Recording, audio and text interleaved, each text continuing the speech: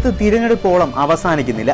രാഷ്ട്രീയ പാർട്ടികൾ രാജ്യസഭാ തിരഞ്ഞെടുപ്പിന് കച്ചമുറുക്കുകയാണ്. പൊതു തിരഞ്ഞെടുപ്പിൽ രാജ്യസഭാ അംഗങ്ങൾ ലോക്സഭയിലേക്ക് തിരഞ്ഞെടുക്കപ്പെട്ടതിനെ തുടർന്ന് 7 സംസ്ഥാനങ്ങളിൽ നിന്നുള്ള 10 രാജ്യസഭാ സീറ്റുകൾ ഒഴിഞ്ഞുകിടക്കുകയാണ്. ജൂലൈക്കുള്ളിൽ ഇവിടേക്കുള്ള തിരഞ്ഞെടുപ്പ് നടന്നേക്കും. ഇപ്പോൾ ഒഴിഞ്ഞുകിടക്കുന്ന സീറ്റുകളിൽ 2 വീതം അസം, ബീഹാർ, മഹാരാഷ്ട്ര എന്നിവിടങ്ങളിലാണ്. ഹരിയാന, മധ്യപ്രദേശ്, രാജസ്ഥാൻ, ത്രിപുര എന്നിവിടങ്ങളിൽ ഓരോ സീറ്റ് വീതവും ഒഴിഞ്ഞുകിടക്കുന്നു. ആകെയുള്ള 10 സീറ്റിൽ 7 BJPയുടെ കൈവശമാണ്.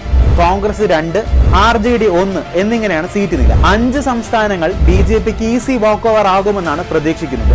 എന്നാൽ ഹരിയാനയിലും മഹാരാഷ്ട്രയിലും പ്രവചനങ്ങൾക്കും പ്രതീക്ഷകൾക്കും അപ്പുറത്താണ് കാര്യങ്ങൾ. അസം, ത്രിപുര, മധ്യപ്രദേശ്, രാജസ്ഥാൻ എന്നിവിടങ്ങളിലെ നിയമസഭകളിൽ BJPക്ക് മതിയായ അംഗസംഖ്യയുണ്ട്. ബീഹാറിൽ BJPക്കും RJDക്കും സംസ്ഥാന അസംബ്ലിയിൽ സീറ്റ് നില അനുസരിച്ച് ഓരോ സീറ്റ് വീതം ലഭിച്ചേക്കും. എന്നാൽ മഹാരാഷ്ട്രയിലും ഹരിയാനയിലും 2 സംസ്ഥാനങ്ങളിൽ NDAയും ഇന്ത്യ മുന്നണിയും തമ്മിലുള്ള പോരാട്ടം കടുത്തേക്കാം. 2 രാജ്യസഭാംഗങ്ങളെ മഹാരാഷ്ട്രയിൽ നിന്നും ഒരാളെ ഹരിയാനയിൽ നിന്നും തിരഞ്ഞെടുക്കണം. ഹരിയാന നിയമസഭയുടെ നിലവിലെ അംഗബലം 87 ആണ്. ഇതിൽ BJPക്ക് 41 അംഗങ്ങളും കോൺഗ്രസിന് 29 അംഗങ്ങളുമാണ് ഉള്ളത്. ദുഷ്യന്ത് ചൌട്ടാലയുടെ നേതൃത്വത്തിലുള്ള BJPക്ക് 10 MLAമാരാണുള്ളത്. Indian national Lok Dal, Haryana Lokhit party എന്നിവർക്ക് ഓരോ അംഗങ്ങളും 5 സ്വതന്ത്ര നിയമസഭാ അംഗങ്ങളും ഹരിയാനയിലുണ്ട്. സ്വതന്ത്ര MLA നയപാൽ റാവത്തിന്റെയും HLP MLA ആയ ഗോപാൽ കാണ്ടയുടെയും പിന്തുണ പരിഗണിച്ചാൽ BJPയുടെ അംഗബലം 43 ഉയരും. ഹരിയാന നിയമസഭയിലെ പ്രതിപക്ഷമായ ഇന്ത്യ ബ്ലോക്കിന് 44 MLAമാരുടെ പിന്തുണയാണുള്ളത്. അതായത് BJPയേക്കാൾ 1 മാത്രം അധികം. എല്ലാ പ്രതിപക്ഷ MLAമാരുടെയും പിന്തുണ ലഭിച്ചാൽ BJPയെ പരാജയപ്പെടുത്താമെന്ന പ്രതീക്ഷയാണ് കോൺഗ്രസിന്. എന്നാൽ കോൺഗ്രസിന് അതത്ര എളുപ്പമല്ല.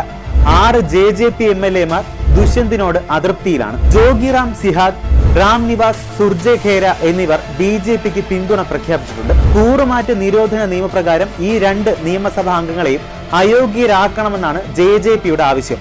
ഹരിയാനയിൽ മുൻകാലങ്ങളിൽ സഖ്യമായിട്ടുള്ള കോൺഗ്രസ് പരാജയപ്പെട്ടിരുന്നു.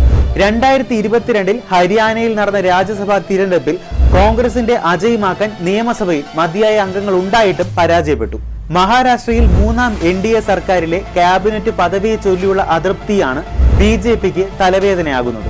ഏക്നാഥ് ഷിൻഡെയുടെ നേതൃത്വത്തിലുള്ള ശിവസേനയിലും അജിത് പവാറിന്റെ നേതൃത്വത്തിലുള്ള NCPയിലും ഭിന്നതയുണ്ട്. രാജ്യസഭാ തെരഞ്ഞെടുപ്പിൽ ഇത് മഹാരാഷ്ട്ര നിയമസഭയെ എങ്ങനെ ബാധിക്കുമെന്ന് കണ്ടറിയണം. MLAമാർ ക്രോസ് വോട്ട് ചെയ്താൽ 4 മാസം മുമ്പ് ഹിമാചലിൽ സംഭവിച്ചതുപോലെ ട്വിസ്റ്റുകളുണ്ടാകും. ഫെബ്രുവരിയിൽ 68 അംഗ നിയമസഭയിൽ 25 MLAമാർ മാത്രമുണ്ടായിട്ടും ഹിമാചൽ പ്രദേശിലെ ഏക രാജ്യസഭാ സീറ്റിൽ BJPയുടെ ഹർഷ് മഹാജൻ ജയിച്ചിരുന്നു. കോൺഗ്രസ് MLAമാരുടെ ക്രോസ് വോട്ടിങ്ങും നറുക്കെടുപ്പും BJPയുടെ വിജയത്തിന് അനുകൂലമായി. ഇത്തവണ മഹാരാഷ്ട്രയിലും ക്രോസ് വോട്ടിംഗ് ഉണ്ടാകുമോ എന്ന് കണ്ടറിയണം. ഞങ്ങളുടെ കൂടുതൽ വാർത്തകൾ നിങ്ങളിലേക്ക് എത്തിച്ചേരാനായി സബ്സ്ക്രൈബ് ബട്ടൺ ക്ലിക്ക് ചെയ്യുക. അതിലെ ഓൾ ഓപ്ഷൻ എനേബിൾ ചെയ്യുക.